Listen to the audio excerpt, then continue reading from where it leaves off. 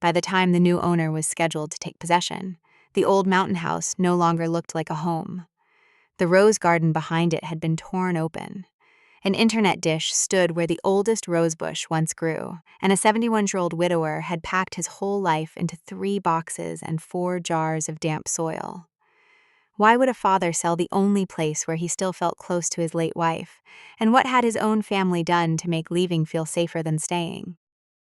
This story took place in the Blue Ridge Mountains outside Boone, North Carolina, where Ansel Whiteacre had moved after retirement because he wanted quiet more than comfort. He had spent 43 years as a certified public accountant in Charlotte, keeping other people from losing money, and after his wife Marla died, the city apartment became unbearable. Every cabinet, every bus stop, every grocery aisle carried a memory of her. So he sold the apartment, took what was left after taxes and fees, and repaired their old mountain house enough to live there through his final years.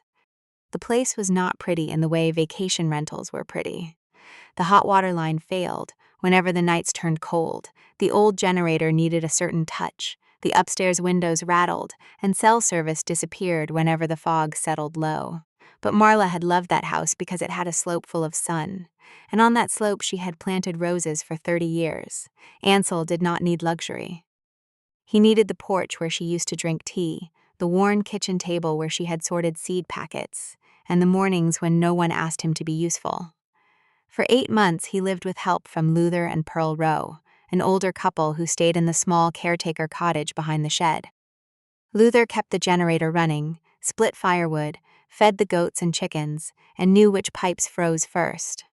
Pearl cooked when Ansel forgot to eat, washed heavy blankets, and kept the house from sinking into dust. Ansel paid them modestly but reliably, and they treated him with the soft concern of people who understood grief without forcing it into conversation.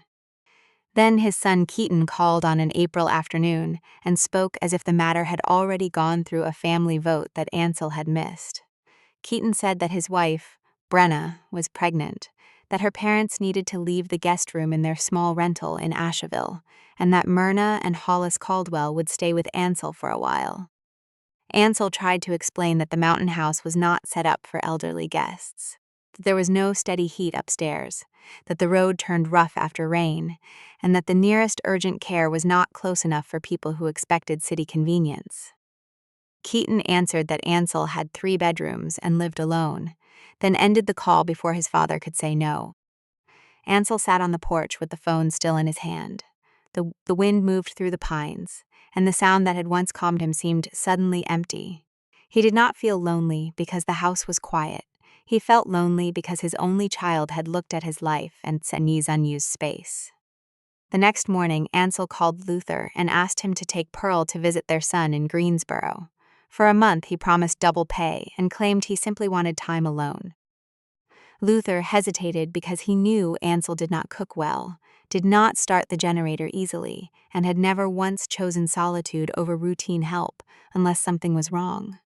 Pearl hugged Ansel before leaving and reminded him where she kept the soup jars, the extra batteries, and the number for the county road service. Ansel thanked her, watched their old station wagon disappear down the gravel road, and understood that he had made his first move. Without the rose, the house became exactly what outsiders never expected from the word mountain retreat. Ansel needed nearly half an hour to coax the generator to life on the first night. He ate stale bread, local goat cheese, and cold tea because heating water felt like too much effort. The floorboards answered every step with a groan.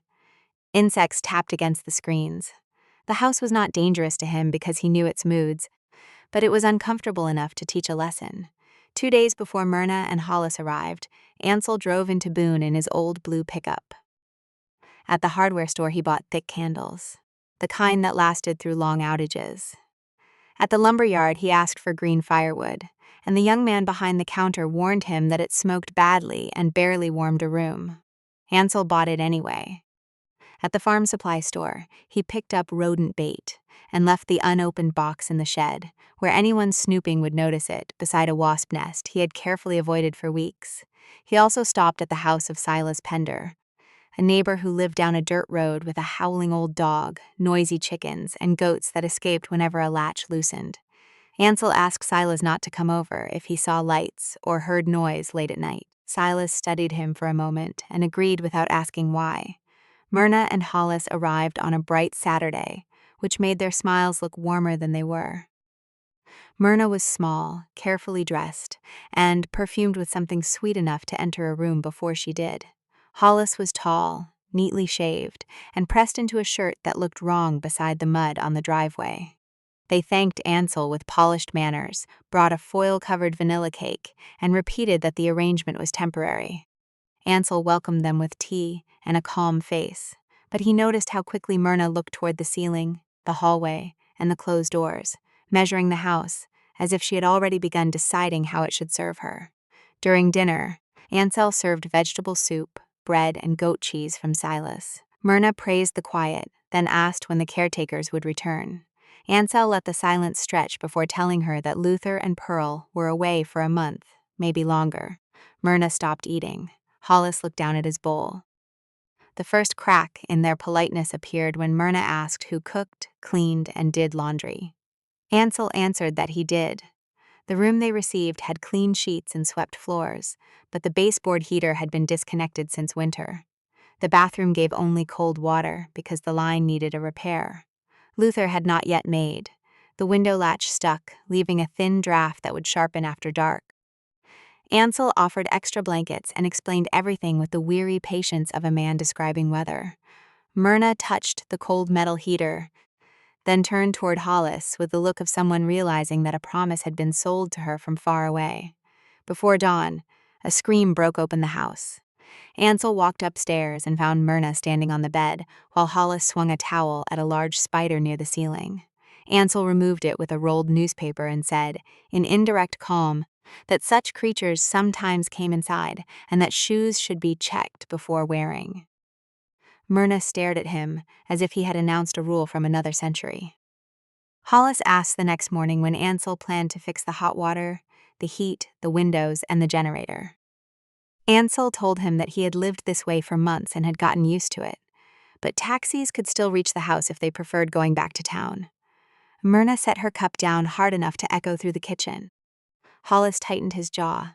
Ansel kept eating, and in that heavy silence, all three understood that the visit was no longer a favor. It had become a struggle over who owned the house in practice, not only on paper. Hollis tried to take control of the generator before lunch. He went out with a toolbox, rolled up his sleeves, and attacked the machine like a man, proving that another man had failed at something simple. Ansel watched from the kitchen window while Hollis tugged cables, banged metal, and wiped grease onto his pressed shirt. By the time he returned, his face was flushed and his hands were black. He announced that the generator was junk and needed replacing. Ansel said only that it worked perfectly for people who knew how to use it. That afternoon, Myrna called Brenna from the upstairs room and cried about the cold water, the insects, the weak cell signal, and the lack of help. Ansel heard enough from the porch window to understand that Keaton had described the mountain house as comfortable and spacious, a place where Ansel would be grateful for company. The Caldwells had not expected rustic living. They had expected Ansel to modernize his own home around them. On the fourth day, Myrna and Hollis went into town without telling him. They returned with an electric space heater, bright bulbs, a small satellite internet kit, and cheap curtains and yellow flowers. Ansel asked who would pay the extra fuel and electric costs when they connected everything. Myrna answered that Keaton had said Ansel paid the house bills anyway. The way she said it turned the statement into an accusation, as if an old man living alone had been hoarding comfort from people who deserved it more. That night, music from a cell phone played upstairs while the heater hummed and the new internet equipment blinked. Ansel ate bread and soup in the kitchen, listening as laughter moved across the ceiling above him. The sound did not make him feel surrounded, it made him feel erased. At exactly 10 at night, he went down to the basement and shut off the generator. Following the fuel-saving routine he had used before they arrived, the house fell into darkness. Footsteps pounded above him, and Myrna came down with her cell phone light shaking in her hand. Ansel explained that candles were in the kitchen and that fuel in the mountains was expensive. The next morning, the shed door stood open. Someone had tried to restart the generator in the night. Fresh scuffs marked the floor, tools had been moved, and a small starter part lay broken near the machine. Ansel picked it up, placed it in his shirt pocket, and said nothing at breakfast. The silence was no longer emptiness. It was evidence gathering. Hollis changed tactics during lunch and suggested small temporary improvements so everyone could be comfortable. Ansel kept his answer short. He was comfortable already. Myrna lost patience and accused him of making the house miserable on purpose. Ansel put down his fork and reminded her, through slow, indirect words, that they had arrived without an invitation from him, that he had not closed the door in their faces, and that his life would not be rebuilt simply because they disliked the way he lived. Myrna ran upstairs crying, and Hollis followed her with a look that mixed anger and caution. 2 hours later, Keaton called. He did not ask for Ansel's side first. He said Myrna felt mistreated, that hot water, heat, and internet were basic comforts, and that Ansel was making everything harder than it needed to be. Ansel asked how long the Caldwells were truly expected to stay. Keaton paused too long. Then he admitted that Brenna was several months pregnant, that they needed the bedroom her parents had been using, and that her parents had nowhere else to go. Ansel asked why no one had told him the pregnancy was the real reason. Keaton answered that Ansel would have reacted badly. The words became harsher. Keaton said that Ansel had chosen to leave the city, sell the apartment where Keaton had grown up, and disappear into the mountains without consulting anyone. Ansel reminded him that it had been his own retirement money and his own grief. Keaton threw back that Ansel had always cared most about his peace, his space, and his way of doing things. Then he brought Marla into it, saying that sometimes he thought his mother had endured too much during the marriage. Ansel ended the call before his voice could break. The next day, Ansel came downstairs after noon and found the living room rearranged. Marla's old armchair had been pushed into a corner. Generic landscape prints hung on the wall. The wooden coffee table wore Myrna's yellow-flowered cloth. Myrna stood in the middle of the room with the bright pride of someone expecting thanks. Ansel ordered everything returned to its place. When Hollis tried to soften the moment, Ansel cut him off with a stare and made clear that guests did not move furniture, hang pictures, or take possession of memory. That night, he heard Myrna and Hollis whispering upstairs. They said Keaton was on their side, that they only had to make Ansel look unstable and selfish until his son came to force a choice. Hollis added that everyone already knew which side Keaton would choose. Ansel went back to his room and sat on the edge of the bed. The house around him felt smaller than any apartment he had ever lived in. The days that followed grew sharper. Scorpions appeared in the upstairs bathroom, and Ansel removed them with an old broom, while explaining that cracks and drains brought in mountain pests. A spider turned up inside Hollis's shoe, and Ansel advised careful checking without showing surprise. Then mice found the pantry because Myrna had left grocery bags open instead of using sealed jars. Myrna accused him of planting pests to frighten them.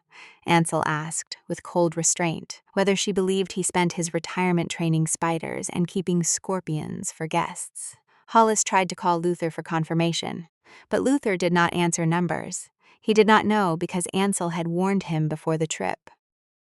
Then Myrna hired a repairman from town to inspect the generator and plumbing.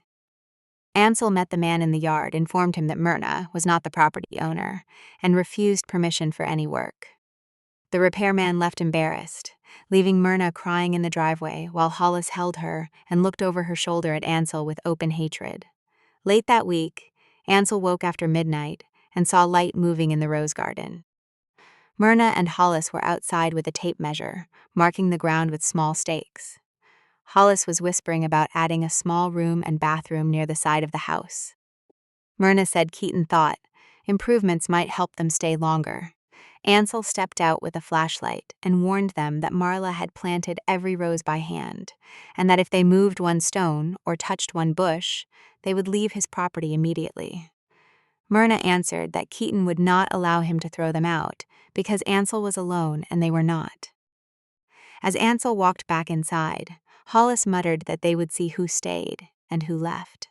Ansel heard him clearly. The next morning, when he looked at the old rosebushes shining with dew, he understood that discomfort had not been enough. They were no longer trying to endure the house. They were planning to claim it. Ansel was carrying groceries up the gravel road when the white service van came into view. It was parked beside the house, where no visitor should have been, and his hands tightened on the steering wheel before he knew why. He reached the yard, left the truck door open, and walked toward the side garden. The roses were gone. The soil had been turned over in rough strips. Broken stems lay in a pile near the fence. Stones Marla had placed one by one had been shoved aside, and black cable snaked through the mud toward a satellite internet dish fixed in the ground where the oldest red rosebush had stood. Myrna and Hollis were smiling beside a young installer as if they had prepared a gift. Myrna spread her arms and announced, through proud explanation, that the house finally had real, high-speed internet. Ansel did not shout. The quiet in him became worse than shouting. He asked who had authorized the work. The installer produced paperwork signed by Myrna, who had claimed she was the owner. Ansel told him that she had lied, that the property belonged to him, and that all equipment had to be removed.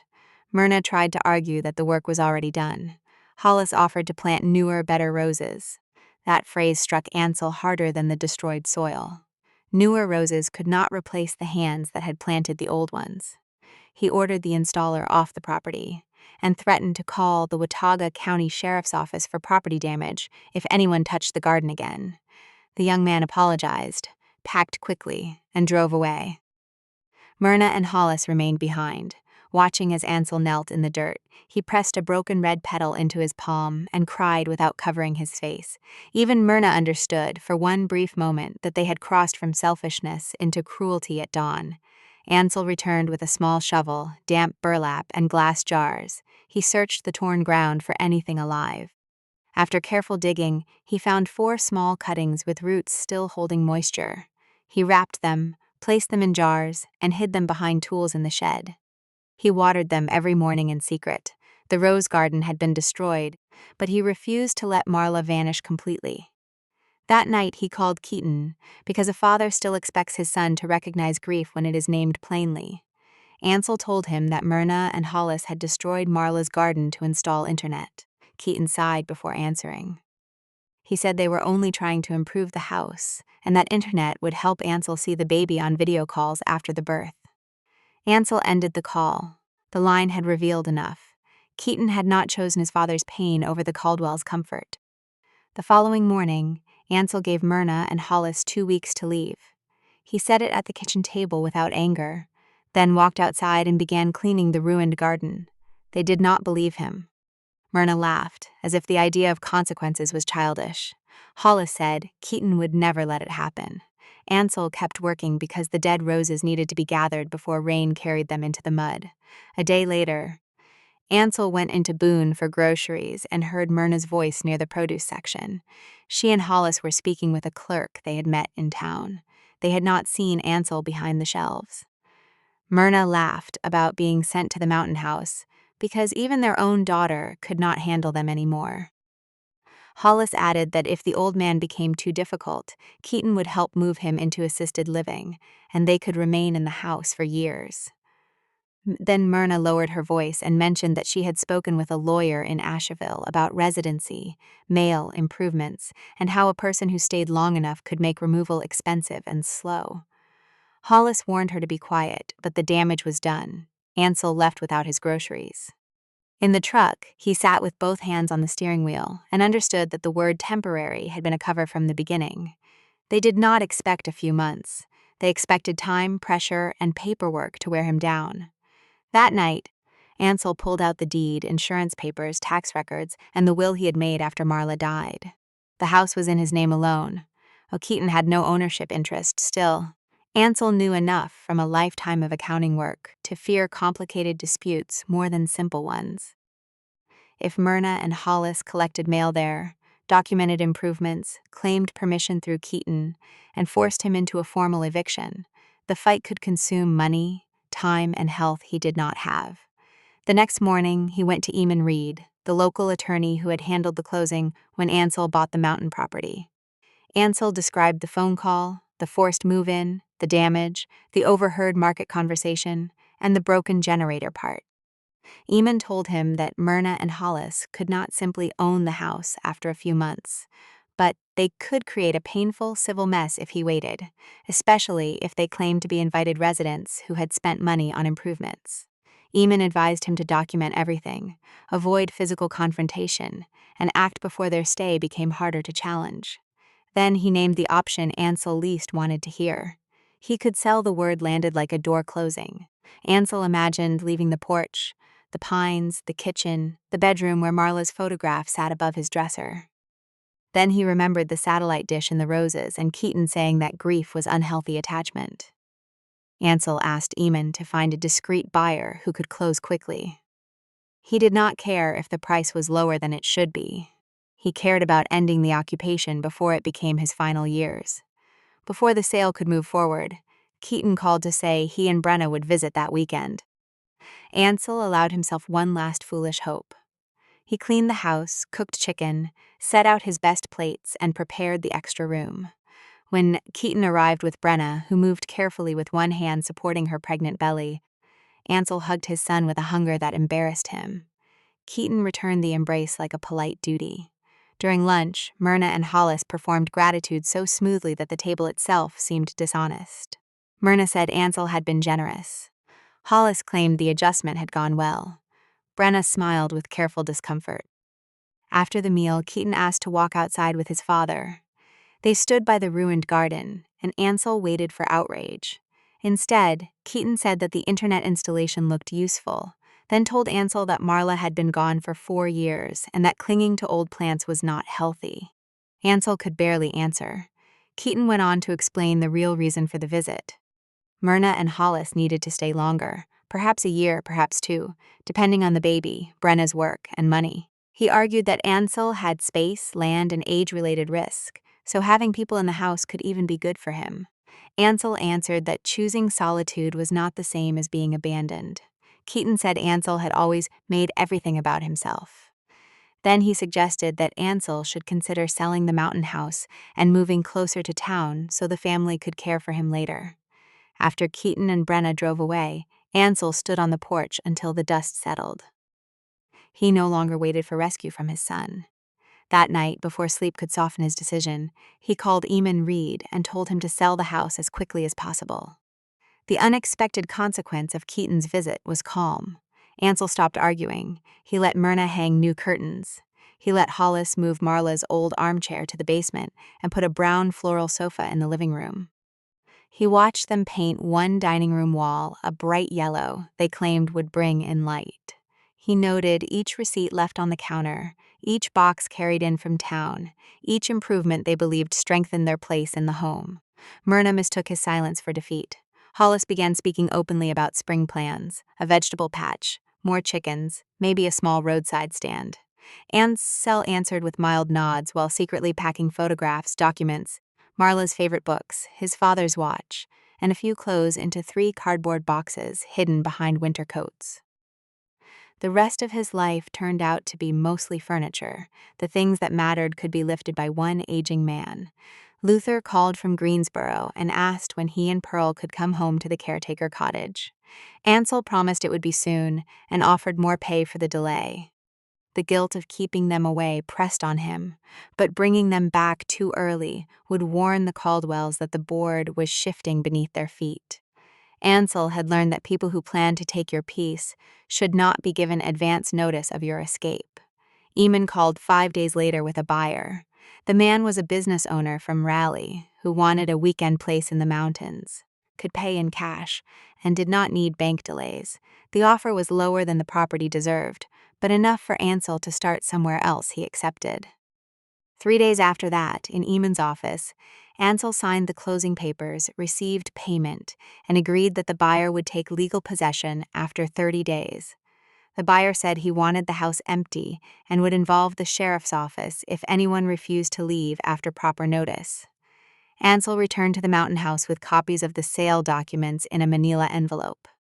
He stood outside before entering, looking at the blue front door he had painted because Marla loved that color. For a moment, he let himself mourn the version of his life that had lasted only 8 peaceful months. Then he went inside and ate dinner with Myrna and Hollis while they discussed selling homemade jam from the property the next year. When Myrna asked whether that sounded wonderful, Ansel said that it did. For someone, it would. A week before the buyer's possession date, Ansel waited until dinner ended and asked Myrna and Hollis to come into the living room. They sat on their new sofa. Ansel placed the manila envelope on the coffee table and took out the copies slowly. He told them that he had sold the house. At first, Myrna read the documents without understanding. Then Hollis leaned over her shoulder, and the color left his face. Ansel explained that the new owner would take legal possession in 7 days. They had that long to pack and leave. Myrna rose so quickly that she almost lost balance. She said he could not do that because it was his home. Ansel answered that precisely because it had been his home, he had been free to sell it. Hollis asked whether Keaton knew. Ansel lied and said that his son had been informed and had agreed it was Ansel's property, money, and decision. The lie entered the room like a match dropped into dry grass. Myrna accused him of revenge. She named the cold rooms, the generator, the pests, the denied repairs, and the rose garden as proof that he had wanted them gone from the first day. Ansel did not deny wanting peace. He said he had chosen the only exit left to him. Hollis asked where he would go. Ansel told them he had rented a small apartment on the coast near Southport, North Carolina, 3 hours away, with 1 bedroom, a kitchen, a bathroom, and a balcony where morning sun could reach potted plants. Myrna laughed bitterly and asked what kind of happiness an old man expected to find alone. Ansel answered that he did not know about happiness, but freedom was already more than he had in that house. That night, Myrna called Brenna and cried that Ansel had sold the house and was putting them on the street. Ansel heard enough through the old walls to know Brenna was not offering rescue. Myrna's voice collapsed after a long silence on the line. The family that had pushed her parents into Ansel's home had no room for them when the plan failed. At dawn, Keaton arrived without warning. He walked in without knocking, his face red and his breathing uneven. He accused Ansel of selling the family house behind his back. Ansel came downstairs slowly and told him that the house had never been the family's legal property. It had been bought with Ansel's retirement money, maintained by his labor, and held in his name. Keaton said Myrna and Hollis had nowhere to go, and that he and Brenna could not take them. Ansel said that problem had stopped being his, the day Keaton sent them without asking, the day he dismissed Marla's roses as replaceable, and the day he tried to turn care into a reason for taking control. Then Ansel told him about the market conversation. He described Myrna and Hollis laughing about assisted living, about waiting him out, about using residency and improvements to make removal difficult. Keaton went pale. He tried to say he had not known all of it, but Ansel stopped him. Ignorance at that point did not restore trust. The sale was final. The new owner would arrive with documents, and anyone still inside after the deadline would face lawful removal. Keaton looked toward the stairs, where Myrna and Hollis had gone silent. For the first time since the ordeal began, the son had no command that could bend the father. He left without another argument, slammed his car door, and drove down the mountain road in a cloud of dust. Ansel closed the front door and accepted the cost of what he had done. He might never again hear his son call with love in his voice, but he would not spend his last years as an occupied room in his own life. The 7 days passed with the heavy quiet of people who had run out of threats. Myrna and Hollis packed in short, angry bursts. Their yellow curtains came down first, then the fake landscape prints, then boxes of dishes, blankets, cords, and the router equipment they had once celebrated. The brown floral sofa stayed because it was too hard to move, and because they had nowhere prepared to put it. Ansel watched from doorways without comment. Every item removed made the house look less conquered and more wounded. On the 4th day, Ansel called Luther and told him to bring Pearl home. When they arrived in their old station wagon, Pearl went straight to the garden and covered her mouth. She did not ask who had done it.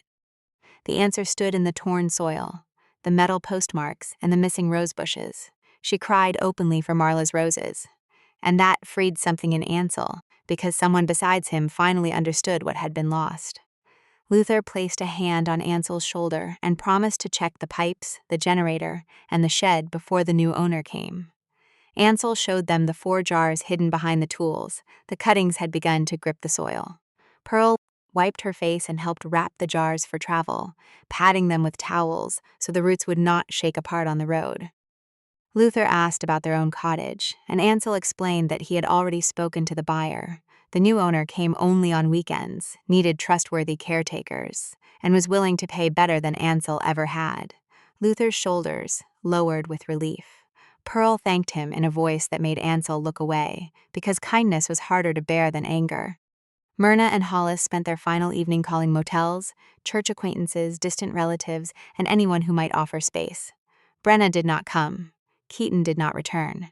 By midnight, Hollis had found a room for rent above a small storage building near town, with a shared bathroom and a landlord who wanted cash at the start of every week.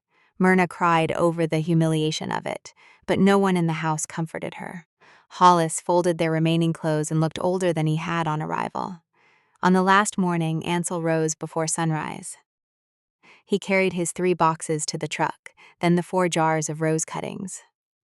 Marla's photograph went into the passenger seat. Wrapped in a sweater, the mountain air smelled of wet leaves and cold stone.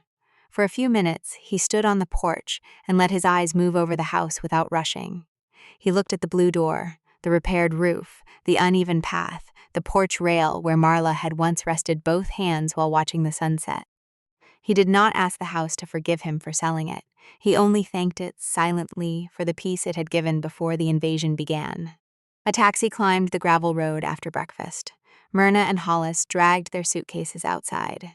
Myrna paused at the bottom step and looked at Ansel, but she did not apologize.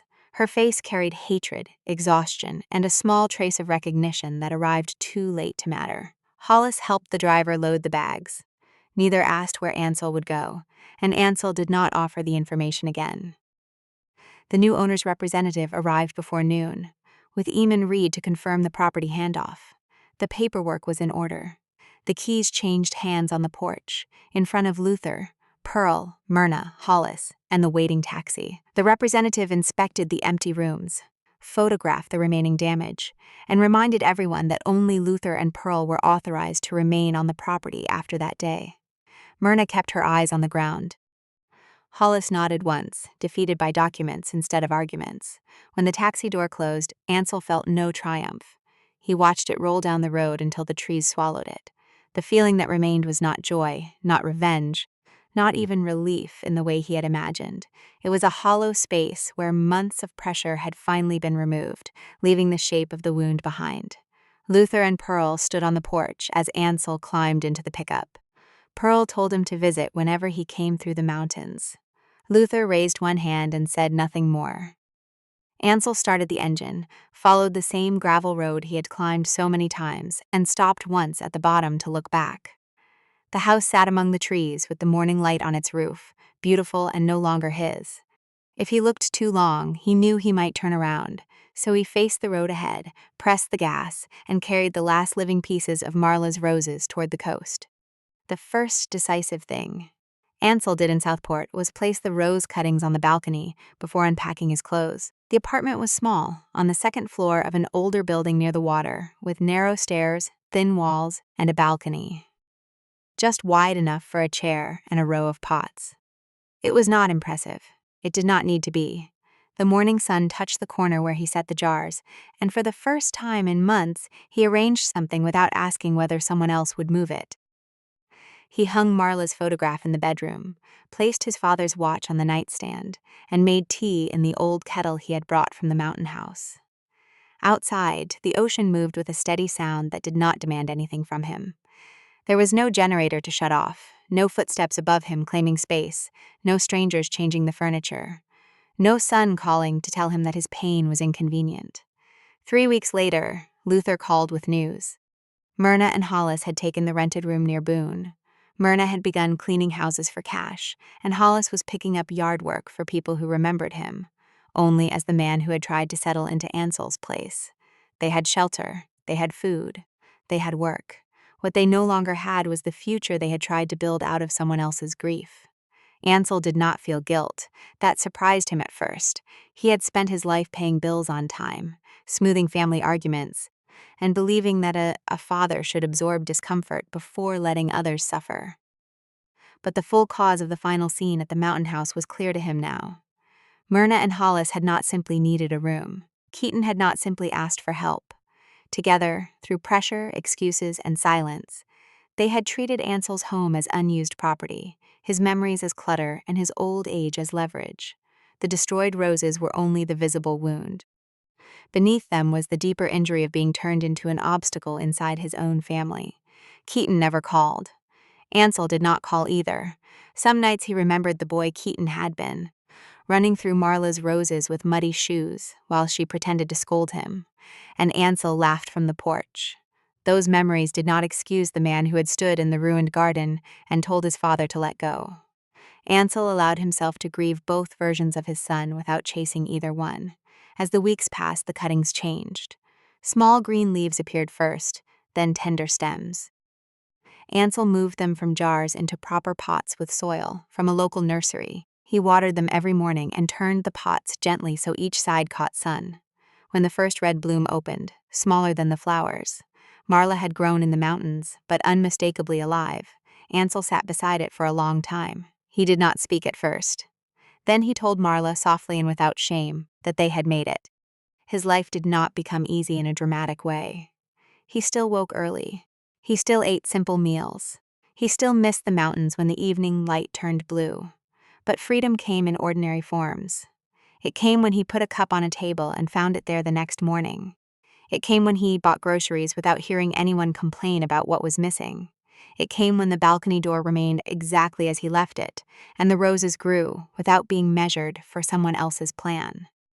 One afternoon at the local market, an older woman named Celia Morrow noticed him choosing tomatoes and asked whether he was new in town. She had white hair, bright eyes, and a tote bag full of library books. When she learned that Ansel liked reading, she invited him to a weekly group at the public library. He almost refused because solitude had become both shield and habit. Then he remembered that peace did not have to mean hiding forever. The following Tuesday, he went. The group was small, only retired people with slow steps and sharp stories. No one asked why he lived alone. No one pressed him for family details. They talked about books, weather, old jobs, recipes, grandchildren, and the strange relief of having survived more than anyone could see. Ansel listened more than he spoke, and that was accepted. After the meeting, Celia gave him a paperback to borrow and told him to bring it back whenever he was ready, not before. The absence of pressure felt like a gift. Months later, the roses bloomed again, 3 red flowers facing the morning water. Ansel touched one petal and thought of the mountain garden, of Marla's hands, of the taxi leaving, of Keaton's car throwing dust behind it, of the keys passing to a stranger. None of it disappeared. Peace did not erase what had happened. It simply gave him room to breathe around it. At 71, Ansel learned that dignity can be lonely, but it is still dignity. He had lost a house to keep from losing himself. On quiet mornings, he drank tea beside the balcony roses while the ocean moved below, and the small red blooms stood in their pots like survivors that had refused to become memories only.